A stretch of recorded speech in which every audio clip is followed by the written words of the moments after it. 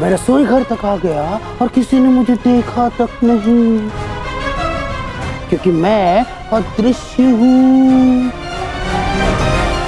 और अब मैंने अपना कार्य भी पूरा कर दिया है, प्रसाद में विष डालकर।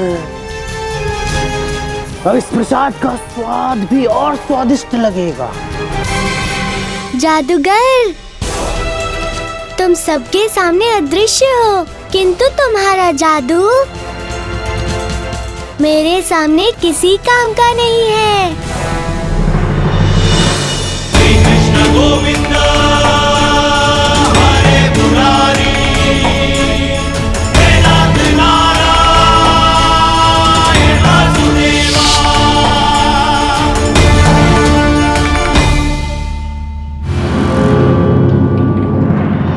महादेव, इन उद्दंड पुष्पों ने आपके पूजन का प्रसाद विस्मय कर दिया और अपने गोकुलवासी को बचाने के लिए कुछ भी नहीं किया। गोकुल पर संकट के बादल छाए थे, परंतु मैं निश्चित था। जानती हो क्यों? क्योंकि वहां कान्हा है, और कान्हा के होते गोकुल का कोई कुछ नहीं बिगाड़ सकता। हाँ महादेव, ये तो है। बाल कृष्णा ने हर बारी अपनी माया से गोकुल को बचाया है। जिसका रक्षक ये नन्हा ग्वाला है, उसको कोई हानि नहीं पहुंचा सकता।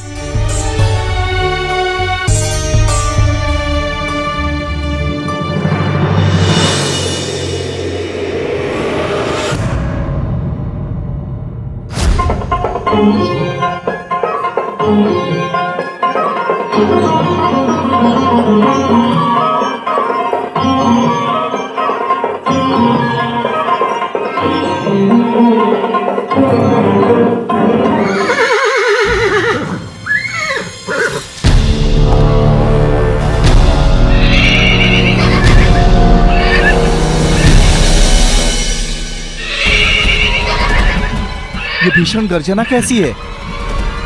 इस कंपन से तो देवराज इंद्र का आसन भी हिल गया। यह गर्जन कहीं स्वर्ग की ओर आने वाले किसी संकट का संकेत तो नहीं?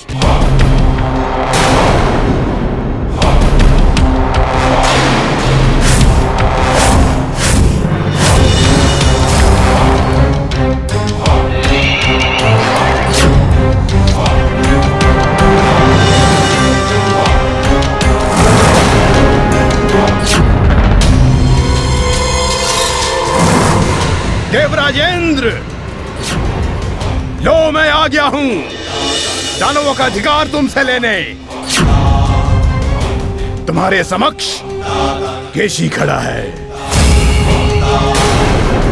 अब तुम्हारे समेत दो ही मार्ग बचते हैं, या तो प्रेम से मुझे स्वर्ग का राज सिंहासन दे दो, अन्यथा युद्ध के लिए तैयार हो जाओ। स्वर्ग का सिंहासन तुम्हारा कभी हो ही नहीं सकता। जानते हो क्यों?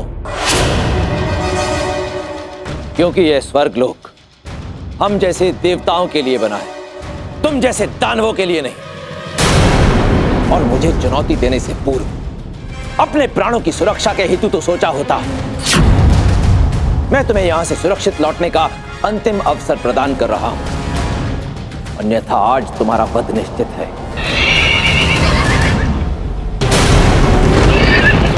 मित्रों, अकस्मात मेघ घेर आए हैं। यही अच्छा होगा कि हम अपने अपने घर लौट जाएं। पता नहीं आगे क्या होने वाला है। तुम अहंकारी होने के साथ साथ मूर्ख भी हो। मैंने तुम्हें यहाँ से भाग जाने का अंतिम अवसर प्रदान किया था, परंतु तुम अब भी यहीं खड़े हो। अब भुगतो अपनी इस हट का परिणाम। मेरे इस वज्र से बचो।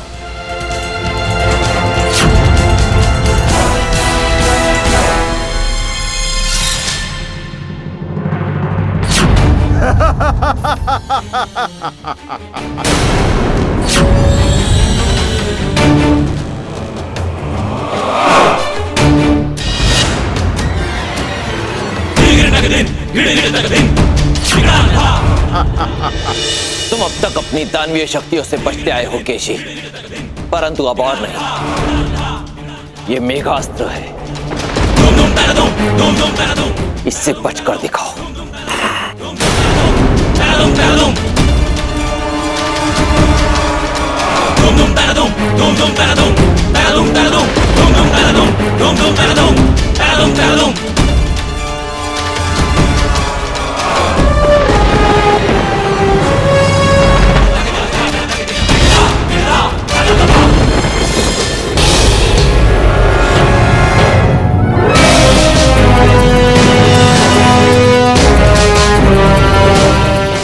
ये क्या, पृथ्वी पर बाणों की वर्षा हो रही है?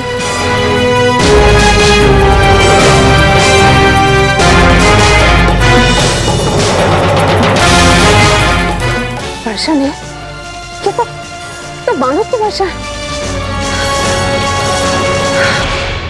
हे ईश्वर, कान्हा और बलराम कहाँ होंगे? उनका तो कुछ भी पता नहीं है। हे प्रभु, आपने मेरे पुत्र की रक्षा करना। ये कहाँ होंगे? कान्हा, कैसी विचित्र बाणों की वर्षा हो रही है। दाऊ, ये वर्षा साधारण नहीं है। ये तो देवराज इंद्र के मेघास्त्र के कारण बाणों की वर्षा हो रही है। सभी पृथ्वीवासी इन तीरों की वर्षा से भयभीत है। कान्हा, पृथ्वी को भयमुक्त करो।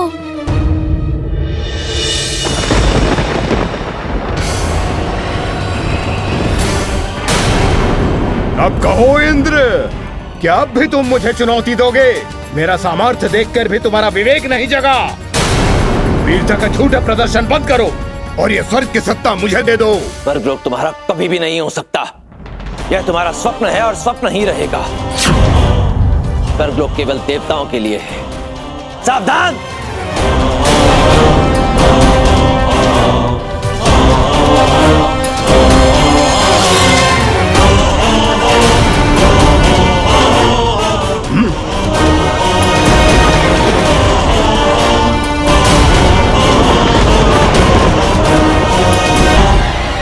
नारायण नारायण, ये कैसा अनिष्ट हो रहा है प्रभु।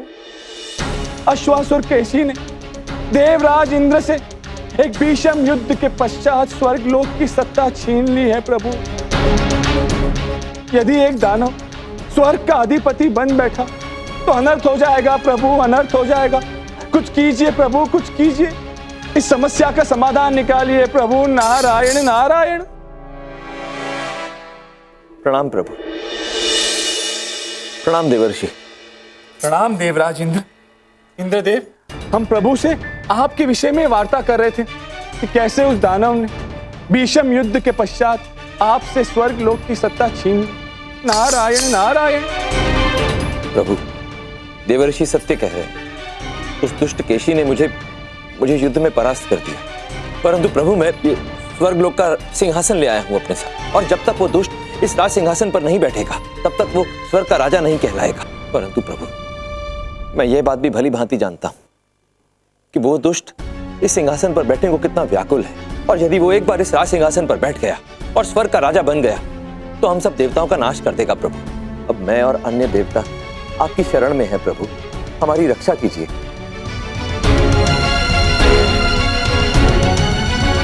प्रभु क्षमा कीजिए, परंतु मैं आपकी इस मुस्कान का अर्थ नहीं समझ पाया। कहीं इस मुस्कान का अर्थ यह तो नहीं प्रभु कि आप हम देवताओं की रक्षा नहीं करेंगे? नारायण नारायण। देवराज इंद्र, आप निश्चिंत रहिए। प्रभु मुस्कुराए, इसका अर्थ ये है कि उनके पास आपकी समस्या का समाधान अवश्य है। नारायण नारायण। धन्यवाद प्रभु। इंद्र, कहाँ हो तुम इंद्र? यदि अपने प्राण प्यारे हैं तो स्वयं आकर मुझे स्वर्ग का सिंहासन दे दो, अन्यथा मैं इस स्वर्ग को जला के भस्म कर दूंगा। स्वर्ग लोक के नए राजा महाबली केसी को मेरा नमन।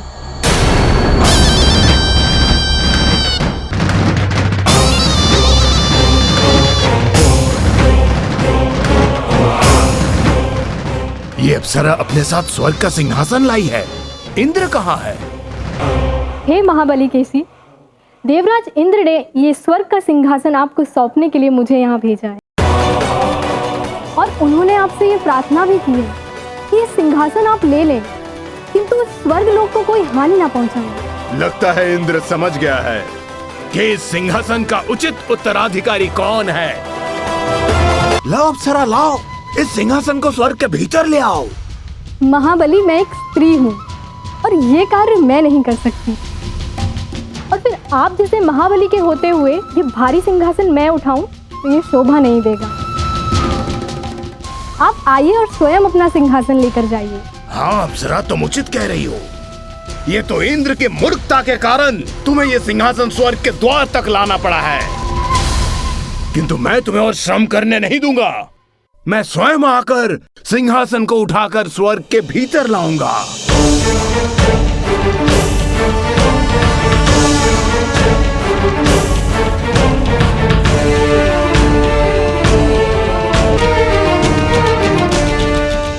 लगता है इंद्र कहीं छिप गया होगा, तभी सिंहासन लौटाने नहीं आया। किसका साहस है जो केशी के सामने हाथ टेक पाए?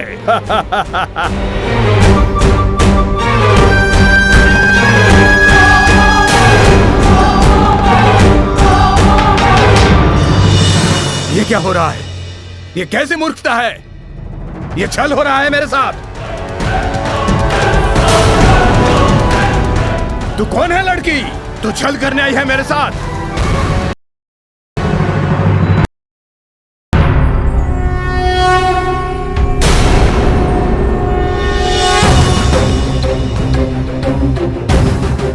विष्णु, विष्णु, ये क्या कर रहे हो तुम?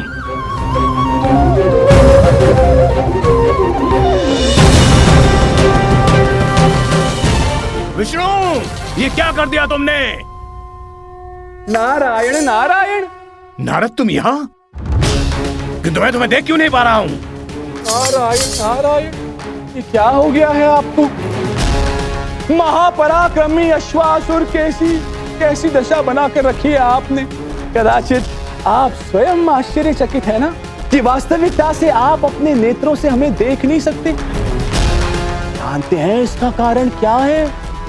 इसका कारण है श्री हरि की माया का प्रभाव आपके ऊपर, जिसके कारण आप समस्त देवलोक या किसी भी देवता को देख नहीं सकते और इसलिए आप हमें भी नहीं देख सकते। नारायण नारायण। ये नहीं हो सकता नारद, मुझे कोई उपाय बताओ नारद, उपाय।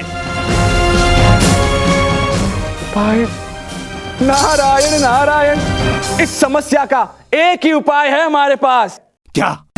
नारायण नारायण, और वो उपाय ये है कि यदि आप स्वयं श्री विष्णु से युद्ध करें और यदि आप उन्हें युद्ध में पराजित कर पाए तो उनके साथ उनकी माया का प्रभाव भी समाप्त हो जाएगा और फिर आप पुनः समस्त देवलोक और सभी देवताओं को देख पाएंगे।